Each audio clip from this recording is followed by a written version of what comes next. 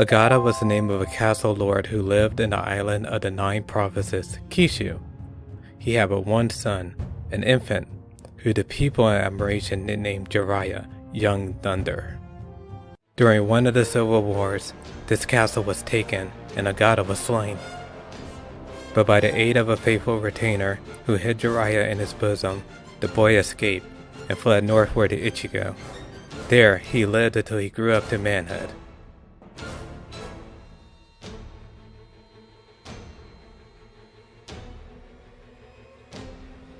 At that time, Ichigo was infested with robbers. One day, the faithful retainer Jiraiya, being attacked, made resistance and was slain by the robbers. Jiraiya, now left alone in the world, went out from Ichigo and led a wandering life in several provinces. All this time, he was consumed with the desire to revive the name of his father and restore the fortunes of his family. Being exceedingly brave and an expert swordsman, he became chief of a band of robbers and plundered many wealthy merchants. In a short time, he was rich in men, arms, and booty. He was accustomed to disguise himself and go in person into the houses in presence of men of wealth. And hearing of an old man who lived in Shiano, he started to rob him, and for this purpose put on the disguise of a pilgrim. Shiano is a very high tableland, full of mountains, and the snow lies deep in the winter. Entering, he found a very beautiful woman, who treated him with great kindness. This, however, did not change the robber's nature. At midnight, when all was still, he unsheathed his sword, and going noiselessly to her room, he found the lady absorbed in reading. Lifting his sword, he was about to strike at her neck, when, in a flash, her body changed into that of a very old man, who seized the heavy blade and broke it into pieces as though it was a stick. Then he tossed the bits of steel away, and thus spoke to Jiraiya. I am a man named Senso Dojin, and I have lived in these mountains many hundred years, though my true body is that of a huge frog. I can easily put you to death, but I have another purpose. So I shall pardon you and teach you magic instead. Then the youth bowed his head to the floor, poured out his thanks to the old man, and begged to be received as his pupil.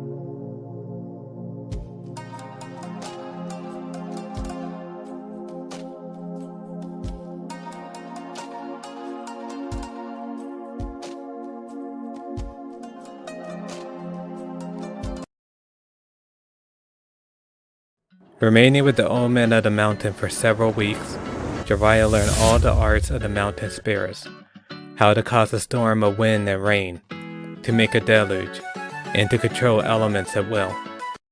He also learned how to govern frogs, and when the old man had finished instructing him, he said,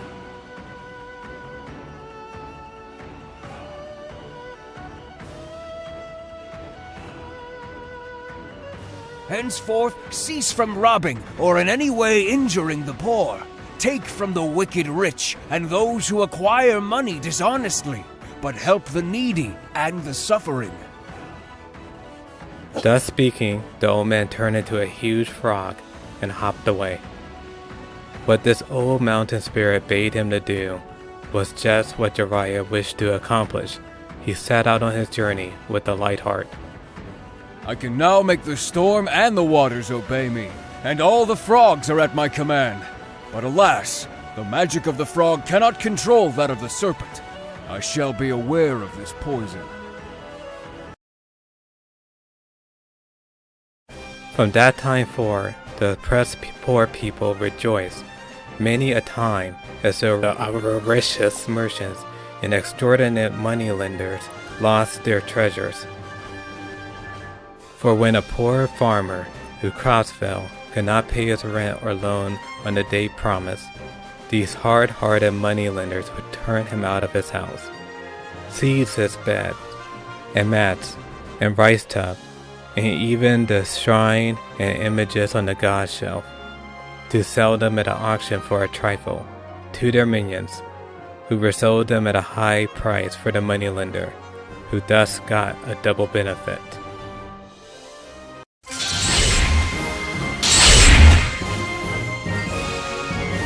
Whenever a miser was robbed, the people said, "The young thunder has struck." And they were glad, knowing that it was Jiraya, young thunder. In this manner his name soon grew to be the poor people's watchword in those troubled times. Yet Jiraya was always ready to help the innocent and honest, even if they were rich. One day a merchant named Fukutaru was sentenced to death, though he was really not guilty. Jiraya, hearing of it, went to the magistrate and said that he himself was the very man who committed the robbery. So the man's life was saved, and Jiraya was hanged on a large oak tree. But during the night, his dead body changed into a bullfrog which hopped away out of sight. And at this time, there was living in this province a young and beautiful maiden named Tsunade. Her character was very lovely. She was always obedient to her parents and kind to her friends. Her daily task was to go into the mountains and cut brushwood for fuel. One day, while thus busy singing at the task, she met a very old man, with a long white beard sweeping his breast, who said to her, "Do not fear me. I have lived in this mountain many hundred years, but my real body is that of a snail. I will teach you the powers of magic, so that you can walk on the sea or cross a river, however swift and deep, as though it were dry land." Gladly, the maiden took daily lessons of the old man, and soon was able to walk on the waters as on the mountain paths. One day the old man said, "I shall now leave you and resume my former shape. Use your power to destroy wicked robbers. Help those who defend the poor. I advise you to marry the celebrated man Jiraya, and thus you will..." Thus saying, the old man shriveled up into a snail and crawled away. I am glad, for the magic of the snail can overcome that of the serpent. When Jiraya, who has the magic of the frog, shall marry me, we can then destroy the son of the serpent, the robber named Dragon Coil. By good fortune, Jiraya met the maiden Tsunade, and being charmed with her beauty and knowing her power and magic, sent a messenger with presents to her parents, asking them to give him their daughter to wife. The parents agreed, and so the young and loving couple were married. Hitherto, when Jiraya wished to cross a river, he changed himself into a frog and swam across. Or he summoned a bullfrog before him, which increased in size until as large as an elephant. Then standing erect on his warty back, even though the wind blew his garments wildly, Jiraya reached the opposite shore in safety. But now, with his wise powers, the two, without any delay, walked over as though the surface was a hard floor.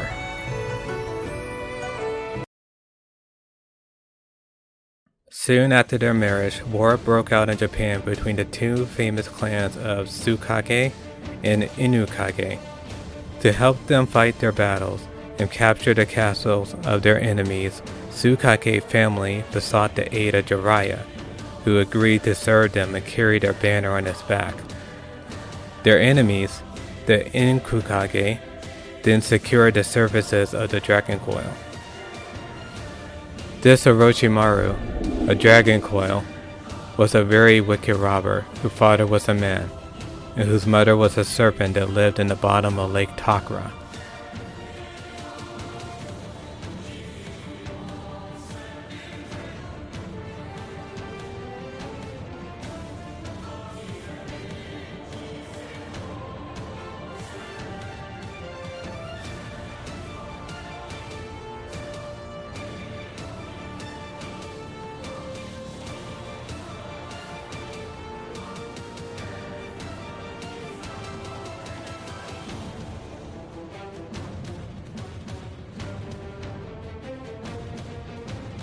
He was perfectly skilled in the magic of the serpent, and by spurting venoms on his enemies, could destroy the strongest warriors. Collecting thousands of followers, he made great ravages in all parts of Japan, robbing and murdering, good and bad, rich and poor alike. Loving war and destruction, he joined the forces with the Inukage family. Now that the magic of the frog and snail were joined to the one army, and the magic of the serpent aided the other, the conflicts were bloody and terrible, and many men were slain on both sides.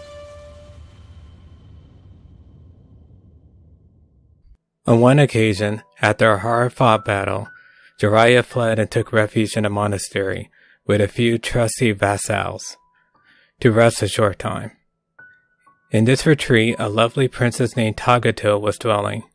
She had fled from Orochimaru, who wished her for his bride. She hated to marry the offspring of a serpent and hoped to escape them.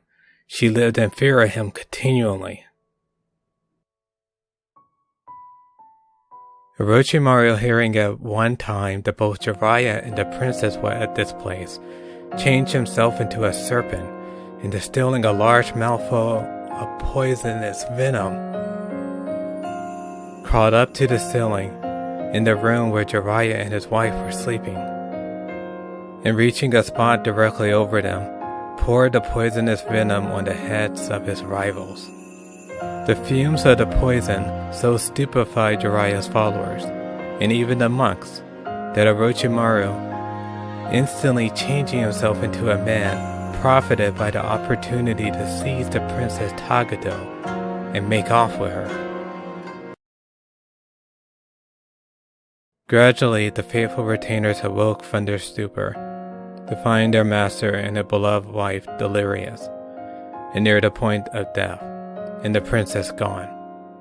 What can we do to restore our dear master to life? This was the question each one asked of the others, as with sorrowful faces and weeping eyes they gazed at the pallid forms of their unconscious master and his consort. They called in the venerable abbot of the monastery to see if he could suggest what could be done. Alas, there is no medicine in Japan to cure your lord's disease. But in India, there is an elixir which is a sure antidote. If we could get that, the master would recover. Alas! Alas! And a chorus of groans showed that all hope had fled, for the mountain in India, where the elixir was made, lay 5,000 miles from Japan. Just then, a youth named Rikamatsu, was one of the pages of Jiraiya, arose to speak. He was but 14 years old, and served Jiraiya out of gratitude, for he had rescued his father from many dangers and saved his life. He begged permission to say a word to the abbot, who, seeing the lad's eager face, motioned to him with his fan to speak. How long can our lord live? Asked the youth.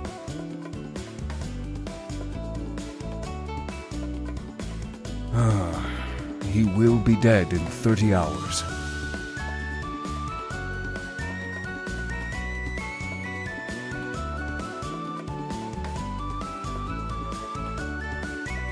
I'll go and procure the medicine.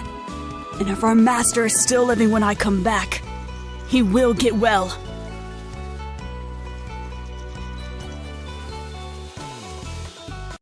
Now Rikumatsu had learned magic and sorcery from the Tengas, or long-nosed elves of the mountains, and could fly high in the air with incredible swiftness.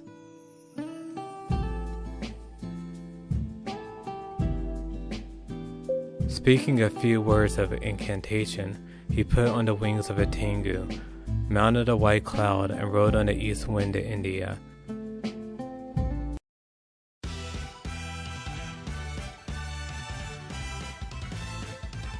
My master and Tsunade have fallen ill.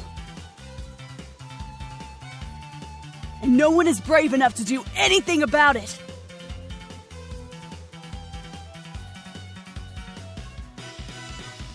Enter me, Rikimatsu!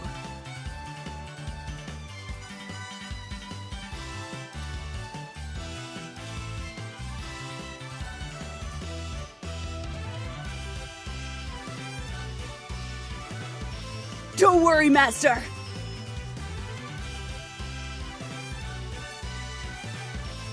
I'll save you!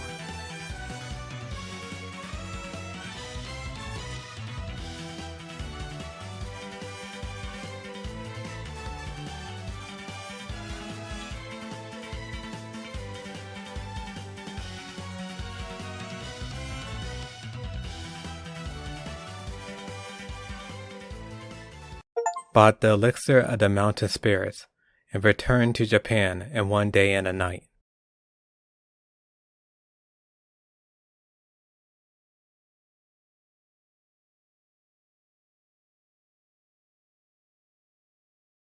On the first touch of the elixir on the sick man's face, he drew a deep breath. Perspiration glistened on his forehead, and in a few moments more he sat up.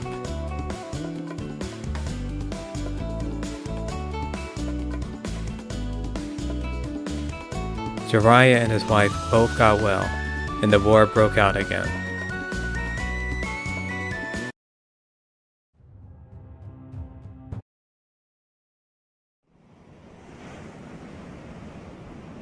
I don't believe it. In a great battle, Dragon Coiled was killed. In the princess rescue, for his prowess and aid, Jiraya was made daimyo of Itsu. Being now weary of war and the hardships of active life, Jiraya was glad to settle down to tranquil life in the castle and rear his family in peace. He spent the remainder of his days in reading the Book of the Sages and composing verses and admiring the flowers, the moon, and the landscape, and occasionally going out hawking or fishing. There, amid his children and children's children, he finished his days in peace.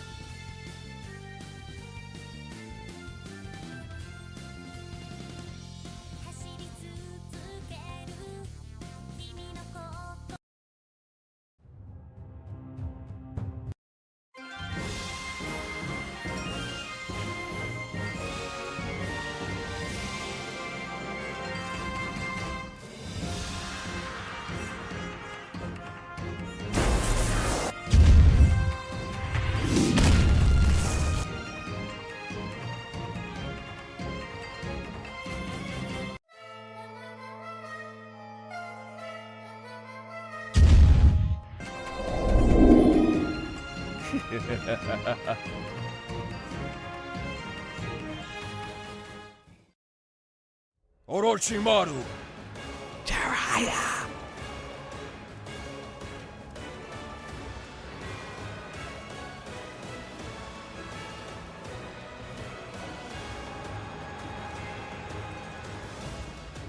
Hey there!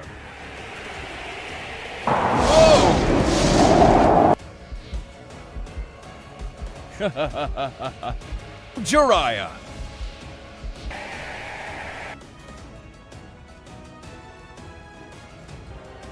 Don't forget me. Tsunade.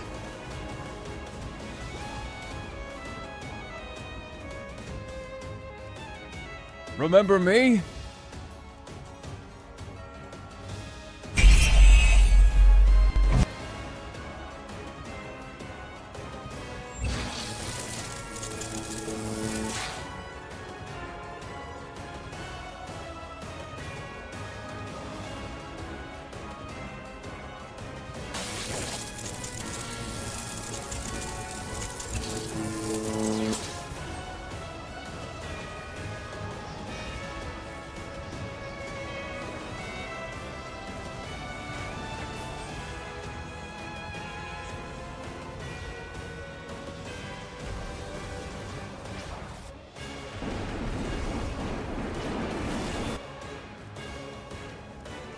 Orochimaru!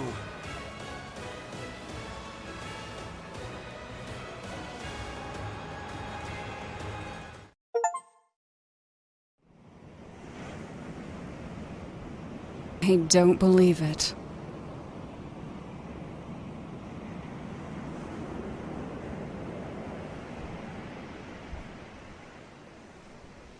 In a great battle, Dragon Coiled was killed.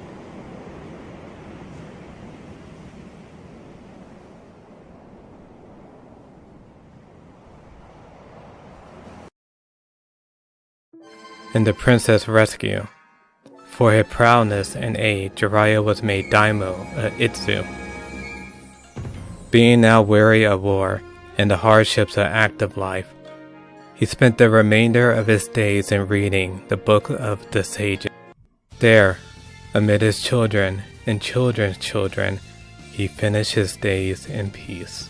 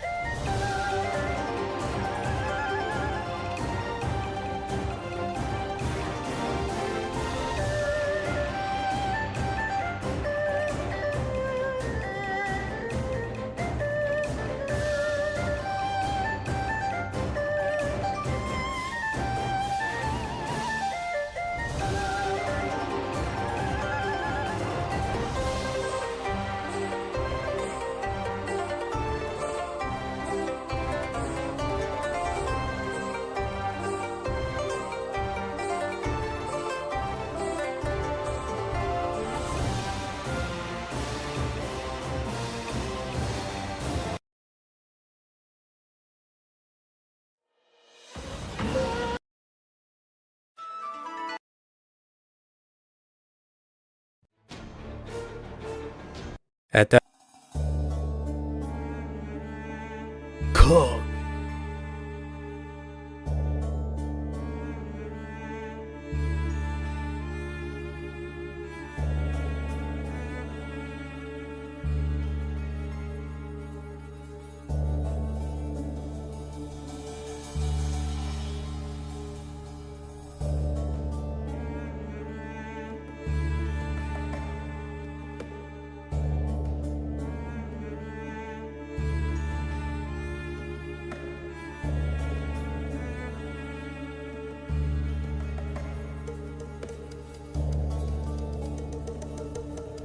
Jiraya, now left alone in the world, went out from Ichigo and led a wandering life in several provinces.